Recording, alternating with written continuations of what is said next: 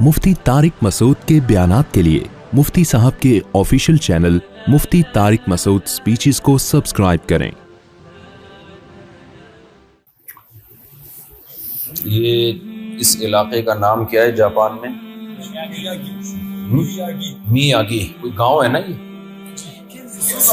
कोई सूबा है, चारों तरफ जंगल है, मेरा ख्याल है, पहाड़ हैं। मैं यहाँ पर पेशावर के, मोहम्मद एजेंसी के, पिंडी के, सियालकोट के लोग, ज़्यादातर तो केपी के लग रहा है यहाँ पे, और माशाल्लाह सियालकोट से भी हैं, पिंडी से भी हैं, लाहौर से भी हैं। तो इन्हें देख के मुझे अपने जो मेरे शेख थे हज़रत मुफ्ती रशीद अहमद साहब रहिमहुल्लाह ताला, उनका एक मलफूज याद आता है कि पैसा कमाना कितना मुश्किल है। वो फरमाया करते थे कि दीन पे चलना बहुत आसान है, पैसा कमाना बहुत मुश्किल है। किधर से आप लोग कहाँ पहुंचे? हम यहाँ टोक्यो से 2.5-3 घंटे का सफर करके पहुंचे मेरा ख्याल। तो पाकिस्तान किधर है? 10 घंटे की फ्लाइट है। 10 घंटे जहाज में आपको पाकिस्तान से यहाँ पहुंचने में लगते हैं। आधी दुनिया का सफर आपने कर लिया होता है। इसके आगे फिर समंदर ही समंदर है। फिर मुखालिफ सिमत में अमेरिका शुरू हो जाता है, मगरिबी, यानी उल्टे जब आप चलेंगे तो घूमकर अमेरिका पहुंच जाएंगे आप। इतनी दूर आप सब ने सफर किया, यहाँ पश्तो वाले भी, पंजाबी स्पीकिंग भी, इतनी दूर आपने सफर किया कमाने के लिए। ऐसा ही है ना? ऐसा तो नहीं है यहाँ किसी को लव हो गया था, कोई इश्क मुआशका हो गया, इस चक्कर में यहाँ आया है। बाद में तो हुआ होगा। आप लाहौर के हैं, सक्खर के हैं, यहाँ सक्खर के लोग भी हैं, सिंध के लोग भी हैं। बाद में तो खैर सब जगह ही हो जाता है। लेकिन कितनी आप लोगों ने स्ट्रगल की, कितनी मेहनत की, अपने मुल्क को छोड़ना, इतना लंबा सफर करके अपने रिलेटिव से दूर आके रहना, ये आसान काम नहीं है। मैं तो सफर में मुझे अंदाजा होना जब आदमी निकलता है तो बस घर याद आता है कि भागो। लेकिन अल्लाह ने इंसान के साथ लगा दिया है पेट। ये पेट ना होता ना तो ये दुनिया आबाद ना होती।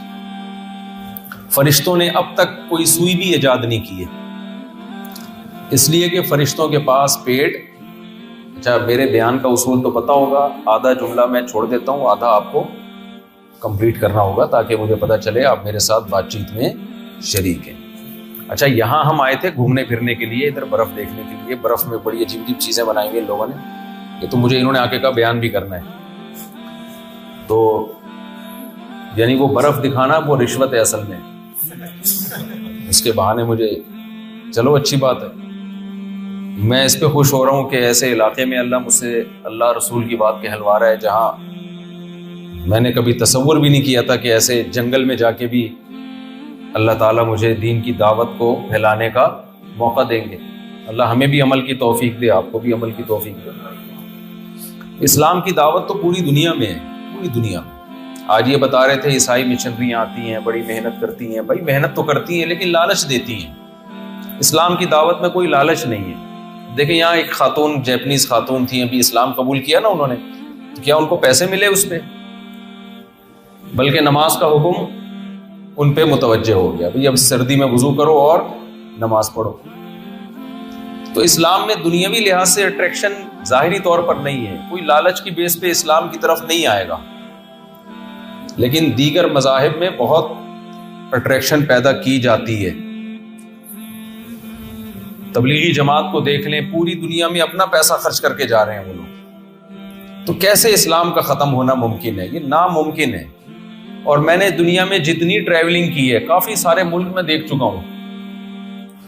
हम जब पाकिस्तान में होते हैं ना तो नाउमीद होते हैं कि शायद इस्लाम ज़मीन में धंस रहा है, लेकिन जब दुनिया में सफ़र करते हैं तो साफ तौर पे पता चलता है कि अगली सदी का मज़हब इस्लाम के अलावा कोई और है नहीं।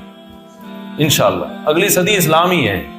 कि दुनिया ने हर निज़ाम को चेक कर लिया है, हर निज़ाम को चक्के देख लिया है। अब दुनिया के पास इस्लाम के अलावा कोई और ऑप्शन नहीं है। तो खैर मैं आपसे अर्ज कर रहा था कि اتنا لمبا سفر کر کے آپ آئے کمانے کے لیے، اور الحمدللہ کما بھی رہے ہیں. پاکستانیوں کو میں نے دیکھا اچھا بزنس کر رہے ہیں، جاب میں اچھی تنخواہیں مل رہی ہیں، یہاں کھا بھی رہے ہیں اور اپنی فیملیز کو کھلا بھی رہے ہیں، ملک میں پیسہ بھی بھیج رہے ہیں. تو یہ کام تو بہت اچھا کر رہے ہیں. ایک ہی کام خاندانی کر رہے ہیں آپ لوگ. یہ جو کام کر رہے ہیں نا، ایک ہی کام. مجھے جب بھی میں یہ کہتا ہوں نا ایک ہی کام خاندانی کر رہے ہیں، مجھے ایک چٹکلا یاد آتا ہے. وہ سنائے بغیر مجھے سکون نہیں ملتا. کچھ دن پہلے ایک ہمارے جاننے والے نے دوسری شادی کر لی بیوہ سے. یہ میں نے ان کو کہا تھا کہ ایک ہی کام آپ نے خاندانی کیا. وہ دوسری شادی کی انہوں نے، تو پہلی بیوی نے ہنگامہ کیا. کچھ دنوں کے بعد پہلی بیوی ہو گئی راضی. اس نے کمپرومائز کر لیا، ٹھیک ہے مجھے کوئی اعتراض نہیں. مسئلہ تو پہلی وائف کا ہوتا ہے نا، پہلی وائف کا مسئلہ ہوتا ہے. وہ راضی ہو گئی. کوئی اس وائف کے دور کے کوئی ریلیٹیو، قریب کے بھی نہیں، دور کے کوئی ریلیٹیو آئے اور اس سے جھگڑا کر رہے کہ کیوں کی تم نے. اس نے بیوہ سے کی، اس کے بچے بھی رکھ لیے. اب دور کے ریلیٹیو آئے اور اس سے مسلسل جھگڑا کر رہے ہیں، اور یہ بندہ مجھے اپنی کہانی سنا رہا ہے. مفتی صاحب وہ بار بار مجھے ٹارچر کرتے، انہوں نے ہاتھ اٹھانے کی کوشش کی.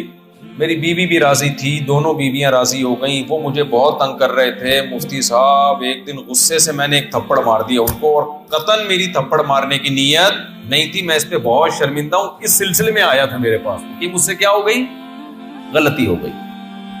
1 گھنٹہ اس بندے نے اپنی کہانی سنائی ہوگی، آدھا گھنٹہ 1 گھنٹہ. اور میں بہت شرمندہ ہوں. میں نے کہا یار آپ نے ایک ہی ڈھنگ کا کام کیا تھا تھپڑ والا اس پورے 1 گھنٹے میں، باقی تو سارا ایران توران تھا. ادھر ادھر کی فضول قصے سنا رہے ہو مجھے آپ بیٹھ کے، یہ کر لیا وہ کر لیا، میں نے یوں کہا انہوں نے، یہ سب فضول باتیں. 1 ڈھنگ کا کام کیا ایک تھپڑ والا، اور اس پہ آپ کو شرمندگی ہو رہی ہے. اور جو آدھے گھنٹے سے فضول باتیں کر رہے ہو جس پہ شرمندگی ہونی چاہیے اس پہ شرمندگی ہو نہیں رہی آپ کو. تو کہہ رہے کیا مطلب؟ میں نے کہا بہترین کام کیا آپ نے. وہ کون لگتا ہے جب آپ کی بیوی راضی ہے، اس کے باپ راضی ہے، اس کی ماں راضی ہے، تو وہ چاچے کے ماموں کا پھپھے کا فلانا کا ڈمکانا کون ہوتا ہے آپ کو آ کے ٹارچر کرنے والا؟ تو جب بھی میں یہ کہتا ہوں نا ایک ہی کام خاندانی کیا ہے، تو مجھے یہ والا واقعہ یاد آتا ہے. تو میں آپ لوگوں سے ایز اے پاکستانی کہتا ہوں، آپ لوگوں نے یہ کام جو کیا ہے نا بہت خاندانی کیا ہے. یہاں آ کے آپ پیسہ کما رہے ہیں، خود بھی کھا رہے ہیں اور اپنے بچوں کو بھی، فیملی کو بھی سپورٹ کر رہے ہیں. یہ کام آپ نے زندگی میں خاندانی کیا ہے. اس پہ توبہ استغفار نہیں کیجیے گا. بعض دفعہ آدمی ایک نیکی کرتا ہے، توبہ کر کے وہ نیکی ضائع کر دیتا ہے. اللہ کہتا ہے ایک ہی تو نے ڈنگ کا کام کیا تھا، اس پہ بھی تجھے ندامت ہو رہی ہے. لیکن دیکھو ایک بات اچھی طرح سمجھو، اسلام ترقی سے نہیں روکتا، اسلام پیسہ کمانے سے نہیں روکتا. بلکہ حقیقت یہ ہے کہ جب اسلام دنیا میں آیا تو اس وقت دنیا ترقی کے لفظ سے بھی واقف نہیں تھی. یہ جو میں باتیں کر رہا ہوں یہ گورے اعتراف کرتے ہیں. گوروں نے اپنی کتابوں میں یہ باتیں لکھی ہیں کہ جب تک دنیا میں مسلمان نہیں تھے، اسلام نہیں آیا، لوگ عقل استعمال کرتے ہی نہیں تھے. سائنسی ترقی کیا ہوتی؟ کیونکہ ان کے جو مذہبی اسکالرز تھے نا، انہوں نے لوگوں کو الو بنایا ہوا تھا. اگر وہ لوگوں کو عقل استعمال کرنے دیتے تو لوگ ترقی کر دیتے اور مذہب کو چھوڑ دیتے. کیونکہ ان کے مذہب تھے باطل، عیسائیت منسوخ ہو چکی تھی، تعلیمات ختم ہو چکی تھی حضرت عیسیٰ علیہ السلام کی. اب آپ بتائیں جو عقل استعمال کرتا ہے وہ بت پرستی کی طرف آئے گا کبھی؟ وہ کہے گا میں نے اپنے ہاتھوں سے بنایا، میں کیوں جھکوں اس کے سامنے؟ تعلیم روکتی ہے نا انسان کو ان چیزوں سے. اس لیے جو مذہبی اجارہ داری تھی نا، مذہبی رہنماؤں کی اجارہ داری، اس نے لوگوں کی عقل کو کیپچر کیا ہوا تھا. میری آواز صاف پہنچ رہی ہے آپ سب تک؟ عقل کو کنٹرول کیا ہوا تھا. وہ ان کو ایجوکیشن اور تعلیم کی طرف نہیں آنے دیتے تھے. یہ سلسلہ صدیوں چلا ہے. اسلام جب دنیا میں آیا تو اس نے نعرہ ہی کیا لگایا؟ افلا تعقلون، تم عقل سے کام کیوں نہیں لیتے؟ لآیات لأولی الالباب، اس کائنات میں نشانیاں ہیں عقل مندوں کے لیے، بے وقوفوں کے لیے اس کائنات میں کچھ بھی نہیں ہے. وَسَخَّرَ لَكُم مَا فِي السَّمَاوَاتِ وَمَا فِي الْأَرْضِ، سب کچھ اللہ نے تمہارے لیے بنایا ہے، تو اس کو استعمال کرو بھائی. یہ خدا نہیں ہے، یہ معبود نہیں ہے، بلکہ یہ کائنات تمہاری غلام ہے. تو اسلام نے آ کے لوگوں کو سوچنے کا پر ابھارا کہ غور کرو، سوچو. یہ گوروں کی بات کر رہا ہوں میں، میرے پاس اس کے حوالے موجود ہیں. گورے جو متعصب گورے نہیں ہیں، انگریز مورخین انہوں نے لکھا کہ اس مزاج کی وجہ سے اسلام جب دنیا میں غالب ہوا ہے تو لوگوں نے علوم حاصل کرنا شروع کیے، اور اس مذہبی اجارہ داری جو مذہبی لوگوں کی اجارہ داری تھی اس سے وہ آہستہ آہستہ باہر نکلنا شروع ہوئے. اور 400-500 سال اس زمین پر ایسے گزرے ہیں کہ 400-500 سال تک مسلم سائنسدان کے علاوہ کوئی نام ہی نہیں ملتا ہمیں. ہر فیلڈ میں مسلم سائنٹسٹ، ہر فیلڈ میں مسلم سائنسدان، ہر جگہ مسلم سائنٹسٹ. اور جو ہم ماضی کو بنا کے پیش کرتے ہیں نا کہ اندھیروں میں بالکل سائنسی ترقی تو اب ہوئی ہے، ایسا نہیں ہے. یہ ترقی بہت پہلے شروع ہو چکی تھی، اب عروج پہ پہنچی ہے. میں جب سفر پہ، میرا جاپان کا سفر 1 ہفتہ پہلے تھا، ارشاد بھائی کو پتا ہے ڈیلے ہوا، میری داڑھ میں تکلیف تھی. وہ کوئی آڑی ترچھی داڑھ بہت پرانی نکلی ہوئی تھی، تو وہ 10 سال تک وہ چائنیز ڈاکٹر نے علاج کیا تھا. 10 سال کے بعد اس میں پین دوبارہ شروع ہوا. تو روٹ کنال ہوتی ہے نا، میں نے ڈاکٹر کے پاس گیا، بڑے ایکسپرٹ ڈاکٹر ہیں، انہوں نے کہا روٹ کنال ہوگی. وہ روٹ کنال میں آپ کو پتا ہے 1 ہفتے کی ٹینشن ہے. میں نے ڈاکٹر صاحب سے پوچھا، بڑے ایکسپرٹ ماہر ڈاکٹر ہیں، ڈینٹسٹ ہیں. میں نے کہا ڈاکٹر صاحب، جب پرانے زمانے میں کسی کی آڑی ترچھی داڑھ نکل جاتی تھی تو وہ بیچارہ کیا کرتا ہوگا اس زمانے میں؟ ہے بھائی، ابھی تو ڈینٹسٹ ہمیں لٹا دے گا اور اس کے پاس اتنے انسٹرومنٹ ہیں، اتنے آلات ہیں، ایک بے ہوشی کا انجیکشن لگائے گا، پھر داڑھ پلاس سے نکالے گا، پھر نئی جڑیں ڈال دے گا اس میں. سارا ایک بچہ خاصا پیچیدہ سسٹم ہے. ورنہ داڑھ کا درد کس قدر مصیبت دے دیتا ہے انسان کو. تو میں نے کہا یہ تو پہلے زمانے میں بھی ہوتا ہوگا نا. تو پہلے زمانے میں کیا کرتے تھے لوگ؟ کیا ہتھوڑے سے دانت توڑ کے نکالتے تھے؟ کیا کرتے تھے؟ علاج کیا ہوتا تھا؟ ڈاکٹر صاحب نے بڑی خاندانی بات کی. انہوں نے کہا کہ جو فرعونیوں کی جو لاشیں پڑی ہوئی ہیں نا، حنوط شدہ لاشیں، ممیز جس کو کہا جاتا ہے،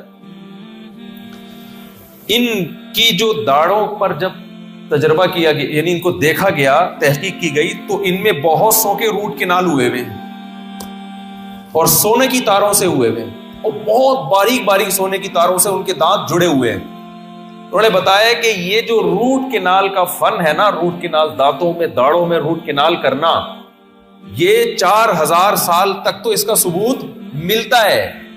اس زمانے میں بھی ہوتا تھا یہ کام. تو اس سے پتا چلا کہ اس زمانے میں لوگ اتنے بے وقوف نہیں تھے جتنے ہم ان کو، اب دیکھو جملہ ہی مکمل نہیں کر رہے آپ، جتنے ہم ان کو سمجھتے ہیں. پھر ان ڈاکٹر صاحب نے ایک اور بات کی کہ ہوا یہ کہ بہت سی چیزیں پہلے سے تھی، گورے نے اپنے کھاتے میں ڈالی ہیں. وہ سمجھ رہے ہیں، وہ کتابوں میں پہلے سے تھی. ساری چیزیں نہیں کری، گورا اتنا بھی 2 نمبر نہیں ہے، لیکن بعض جگہوں پہ بہت 2 نمبری بھی ہوئی ہے. کام کسی اور کا تھا، کیش کسی اور نے کرایا. یہ 2 نمبریاں تو ہر دور میں، ہر قوم میں ہوتی نہیں ہیں. بہت سی چیزیں پہلے سے تھیں، وہ کیش کسی اور نے کرا لی. تو خیر، تو اسلام جب دنیا میں آیا تو سائنسی ترقی کم نہیں ہوئی ہے بلکہ بڑی ہے. آج دنیا میں ہر سائنٹسٹ، ہر فیلڈ میں سائنسدان موجود ہیں، اور ہر قوم کے موجود ہیں. مسلمانوں میں بھی ہیں. ٹاپ 10 سائنٹسٹ جو ہے ان میں مسلم سائنسدانوں کا نام بھی آتا ہے. انڈین کا تو بہت زیادہ آتا ہے، جیپنیز کا بہت زیادہ آتا ہے، فرانسیسی بھی، ہر قوم کے ہیں. لیکن آپ کو بتایا 500 سال ایسے گزرے ہیں کہ ہر فیلڈ میں اگر کسی سائنٹسٹ کا نام آئے گا تو وہ کون ہوگا؟ مسلم. یہ کیوں میں آپ کو بتا رہا ہوں؟ اسلام آپ کو ترقی سے بالکل بھی نہیں روکتا.